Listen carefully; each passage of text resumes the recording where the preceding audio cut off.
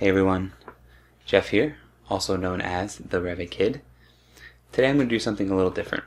I'm not going to do a Revit tutorial, but I am going to answer a question that I know a lot of you have.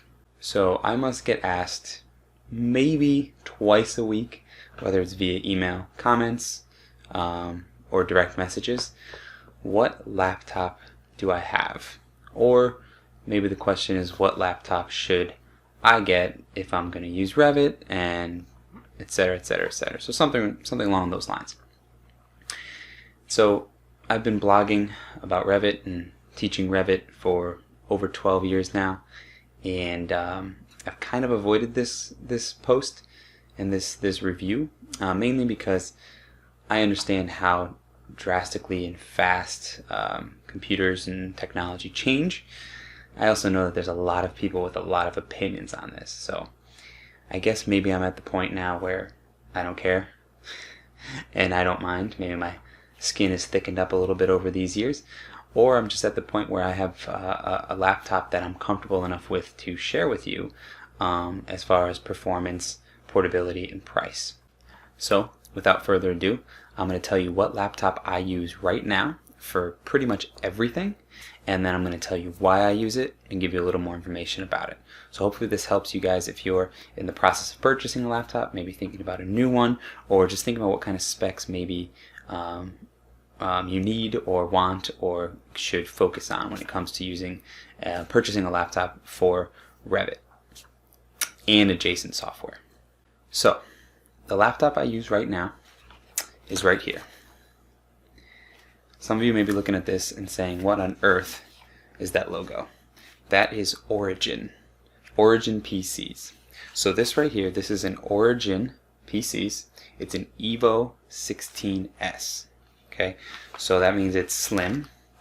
As you can see, it is 16 inches diagonal, which is kind of interesting because normally you're in the 15.4, 15.2 range with laptops, but this is 16, which, as you can see, it's pretty nice. This thing is a beast. I love it. So Origin PCs is a cool company. A colleague of mine introduced me to them, I don't know, I want to say maybe 4 years ago, and I've been using different versions of their PCs, of their laptops. I started with the thicker one, and then worked my way down to the thinner ones as the technology got there. So when it comes down to laptops, instead of geeking out and jumping into gigahertz and megahertz and RAM and all that stuff, I will have the links below to this exact laptop. I'll have the links to the blog post where I break down the detailed specifications of it, but I'll mention the big points during this review. But to me, when it comes to analyzing a laptop, remember, I'm talking about a laptop, I'm not talking about a desktop. Okay, a laptop is very different than a desktop to me. The three main points that I focus on when it comes to reviewing or evaluating a laptop are performance, portability, and price. So that's how I'm going to break down this review. I'm going to talk about performance, portability, and price of my Evo 16S right here. Okay, so first let's start with performance. A little background on myself. I've been building custom PCs, as in desktops, gaming desktops, since I was a freshman in high school. And I built them for video games. Then I started tweaking them a little bit as I was using things like AutoCAD, then Revit and SketchUp. And I know I used SketchUp at one point in time. I think maybe we all did at some point in our history. But either way, 3D Max, V-Ray, you go down the list, all of the stuff. So you start modifying. But initially I was building custom desktops for gaming. And so the reason I liked Origin and what they were offering is that it was kind of the closest that I could get to that custom gaming desktop feel and setup in a laptop form. So for those of you who have ever tried to customize a laptop, you're limited because of the cases and the availability of the form factors and the components and how small they are soldered in, all this other stuff, right?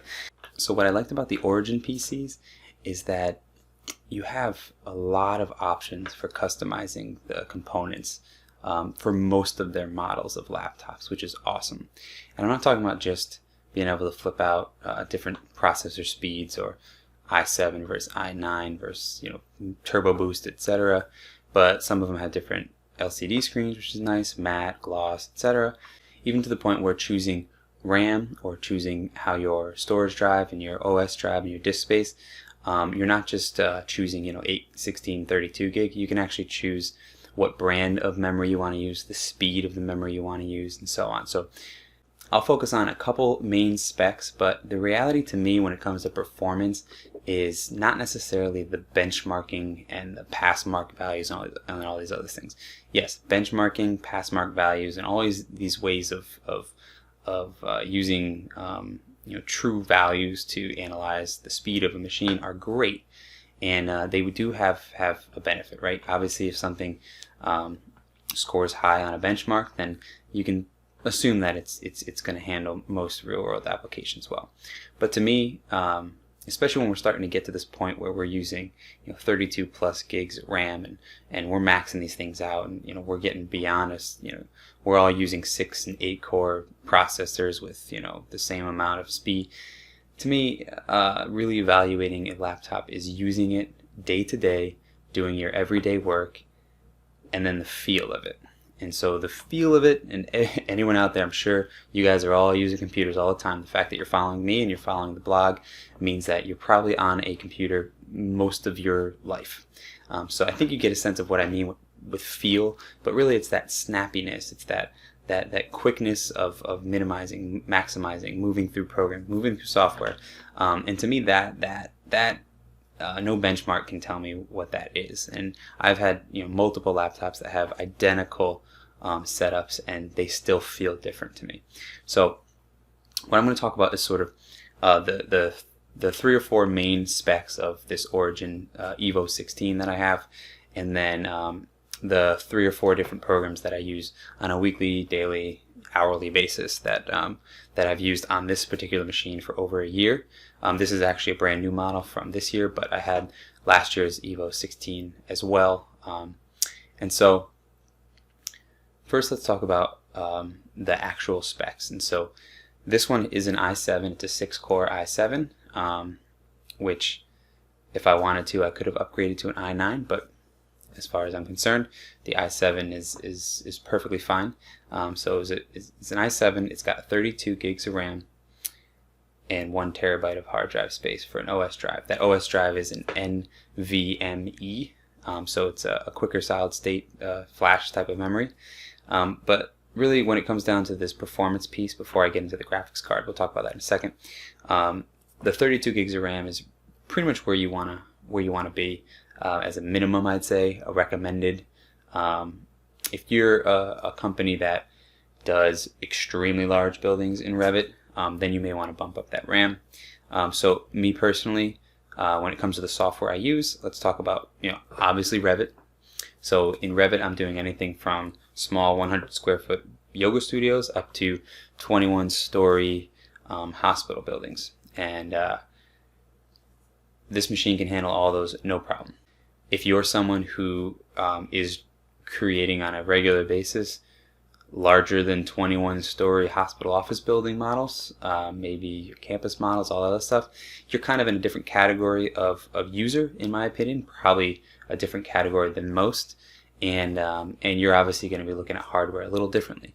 But the reality is, if you're looking to get a Revit machine that's going to do basically everything that you need it to, you want to definitely start with a minimum of an i7, which in this case is a 6-core processor, and 32 gigs of RAM. And so again, what I like about Origin is that you can choose the type of RAM you want. I've always been a big fan of Corsair, just because again I'm a desktop gaming geek, and so I kind of, from day one, I've always kind of chosen the very specific brand for RAM, and so I was able to choose the exact speed and the exact type of RAM I wanted, which was kind of cool. Not a lot of laptop companies let you do that, which is awesome. Okay, so Revit, it cranks. Again, I'm using all kinds of different sizes models. I'm running, I'm modeling, I'm running Dynamo scripts, I'm exporting images, I'm spinning around, moving, doing, you name it. I'm doing whatever you can think of in Revit, and this thing handles it without a hiccup, which is awesome. Okay, so that's Revit. So thinking about how I use this laptop on a weekly basis, daily basis, the other piece of it, so there's Revit, which is obvious. Then there's real-time rendering engines. And so I find myself using Lumion, Enscape 3D, and Twinmotion, which soon you'll be hearing a little bit more from me about Twinmotion. I've got some interesting updates there, but either way, those are three of the real-time rendering software that I'm using pretty much on a daily basis on this laptop. And I'm creating usually some very, very large scenes. We're talking some of my Twinmotion and Lumion scenes are up to 4 gigs of file size, I should say. And for those of you who've used any of these softwares, you know that a 4 gig file size for Lumion or Twinmotion is a pretty heavy duty model with a lot of stuff in it, a lot of models in it, a lot of geometry, and so on and so forth. This thing absolutely cranks. Which brings me to graphics cards. So Lumion, Twinmotion, and Enscape 3D are all real-time rendering programs, and they utilize gaming graphics. And so they want a video game card. And so as I was setting up for this review, I went on and I double-checked the Revit system requirements and Revit 2020 more specifically. And I noticed that in Revit 2020 now, and I don't know when this flipped, maybe you guys know, comment below if you do, but it used to be that Autodesk suggested and certified only workstation graphics card, which would be OpenGL cards such as Quadro FXs and FireGLs or whatever they're called, which, if you don't know, those are usually much more expensive. They require a different setup on the back end, such as a Xeon processor and so on and so forth.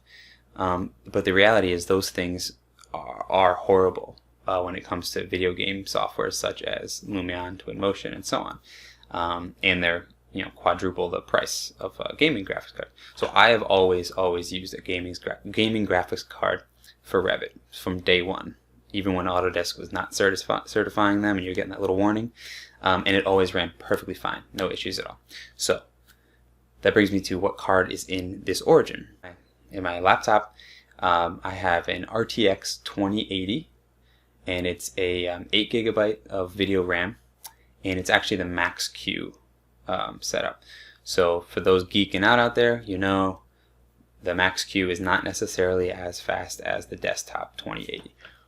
But, and we'll talk about this when I get to portability, it is, and I'll pull it up again, less than an inch thick. So I'm okay with sacrificing a little bit of speed on my graphics card if I can get such a thin laptop out of it. So that's my personal ability. And as I mentioned, I'm running Twinmotion, Lumion, and Enscape, and they're cranking. I mean, Twinmotion, you name it, 60 plus frames per second.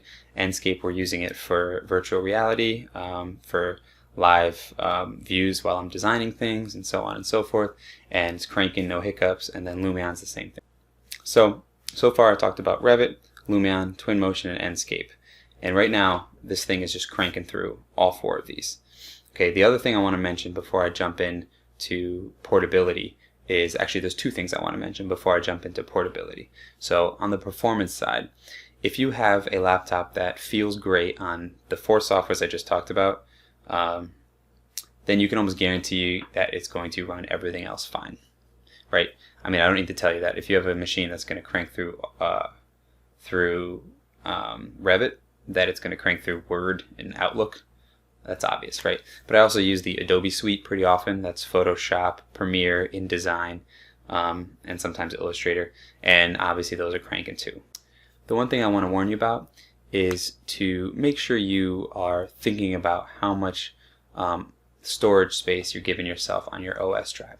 So me personally, I unfortunately have to keep many versions of Revit on my machine. Just based on the clients that I work with and the projects that we work with. I have some projects that are still in 2016. So I have 2016, 17, 18, 19, and 20. All those versions of Revit I have to keep installed. I know some of you may be saying, why don't you just upgrade them? Well, the clients aren't upgrading them, so that'd be a little counterintuitive. Plus, some of them actually don't upgrade. If you've ever tried to upgrade a very large model from 2016 to 2020 or something like that, and it's possibly not the greatest modeling practices, you may realize that it actually fails and it may not upgrade. So either way, I have to hold 5 versions of Revit, Lumion, Twinmotion. You go down the list, you can eat up operating disk or the storage drive on your operating disk pretty quickly. So don't slack on that. Make sure you give yourself enough space. So generally speaking, performance-wise, this thing cranks, and it's relatively quiet. The graphics card, obviously, when you're using graphic intense programs, it will crank on a little bit, but to be honest, it doesn't get that hot, which is really nice. So awesome performance. It's handling everything I need perfectly. So now that brings us to portability. So I understand that some folks are looking for a complete desktop replacement when it comes to notebooks or laptops. To me, a laptop is a laptop and a desktop is a desktop.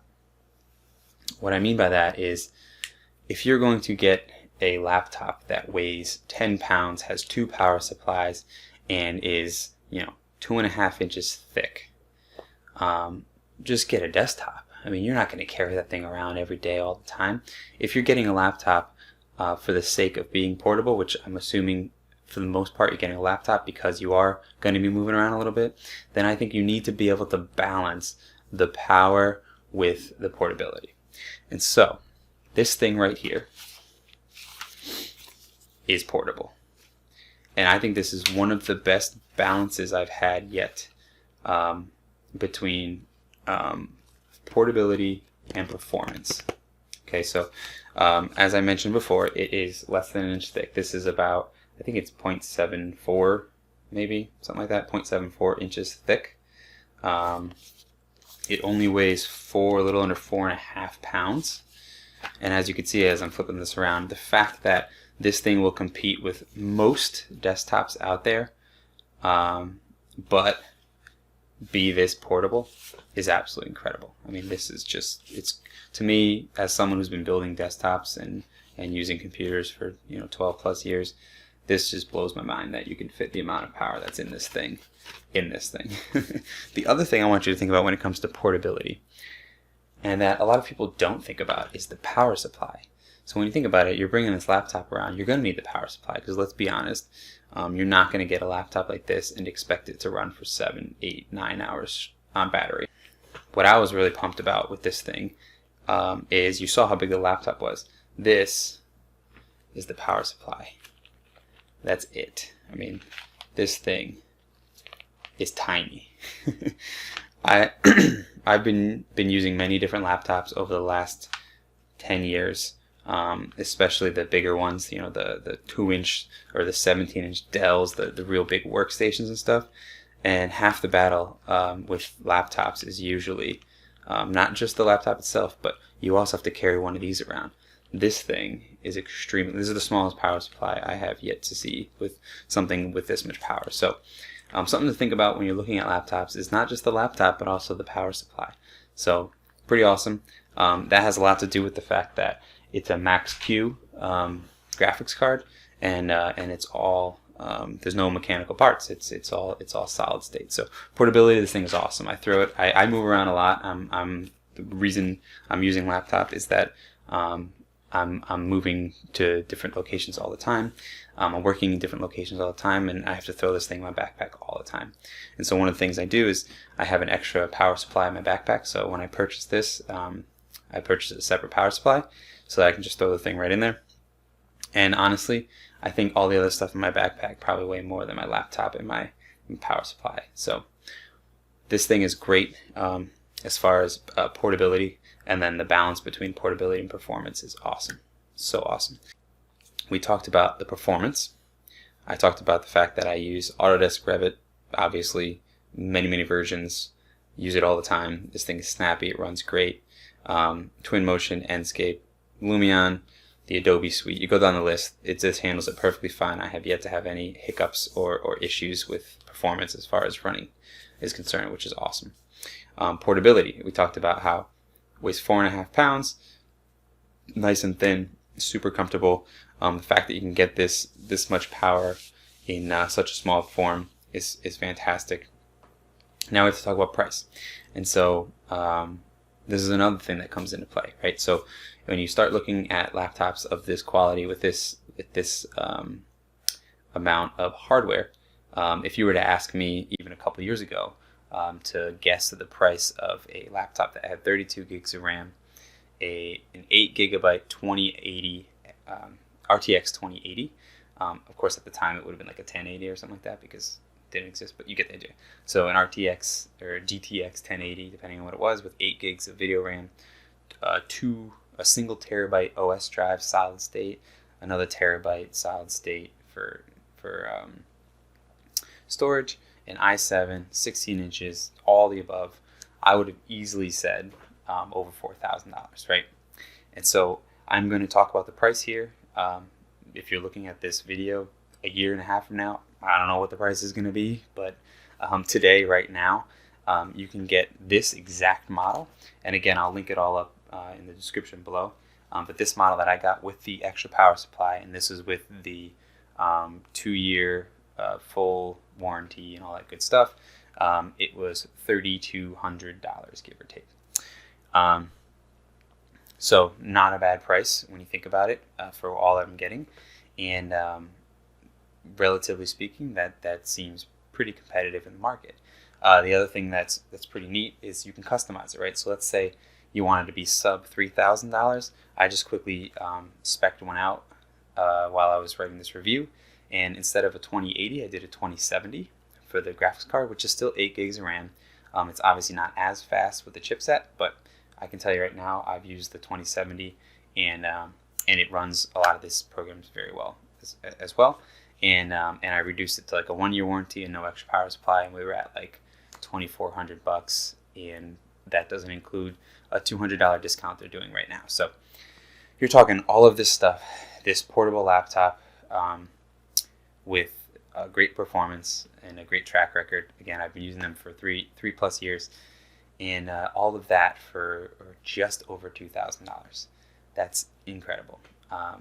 So I haven't compared it to every single comparable laptop in the market. This is not Engadget. I'm not going to do that. I'm just telling you as readers of my blog and my content what I use and why. So I hope this was a helpful review for you guys. I'm sure there's going to be tons of comments and thoughts and whatnot, so definitely comment below. I know everyone's got opinions on this, so I'd love to hear them, and I hope we can talk about it. Thanks for checking in. If you enjoyed this video, please subscribe to my channel on YouTube. I'm trying to crank up my subscribers this year. We're doing pretty good so far, and I do post different content sometimes to YouTube than on the blog, but either way, please subscribe to my channel, and I'll talk to you guys later.